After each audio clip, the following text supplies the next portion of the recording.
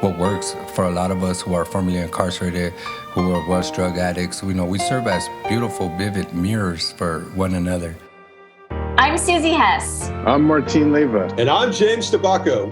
We are your hosts. Welcome to Season 4 of Our Stories Matter podcast, presented by Trauma Informed LA in collaboration with Homeboy Industries and the Forestry and Fire Recruitment Program. So we'll be going deep into how these two organizations continue to be a beacon of hope in providing support, training, and employment to folks who are formerly incarcerated. James, you and Martine continue to rise up in the face of adversity. And you two are proof that with a community, one can radically disrupt the racialized legal system while creating equitable and accessible educational and employment opportunities. So we will hear from this season's storytellers and what they've gone through to break through the legal systems. Criminal convictions really are the invisible handcuffs that keep people unemployed and cuffed in the system. Yes, that's right, Susie. These barriers truly stigmatize and dehumanize us based on criminal convictions and contribute to a cycle of systemic oppression. We've really got to begin to change these to have hopes for the generations coming after us. It's an obligation that the generation after us has a different outcome. Who am I? Well, I grew up tough. Just in the 80s, everything was just hard. But throughout it all, no matter what, I just always kept going.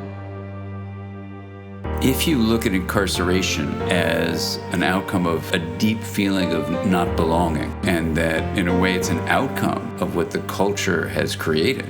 I ended up going to fire camp. For people who don't know, fire camp is where incarcerated people are used as firefighters.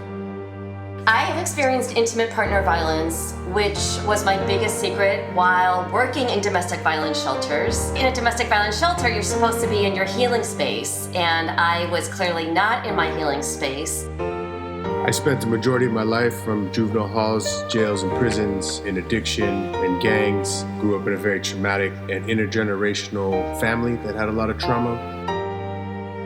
I spent nearly most of my adult life behind prison bars and didn't realize that the reason why I was sitting behind bars for so long was because that I was traumatized. So much more is coming up in Season 4, where we will have conversations. You may shed a few tears, you may have some laughs along the way. So please subscribe wherever you listen to your favorite podcast. And while you're at it, please give us 5 stars. See you on March 16th.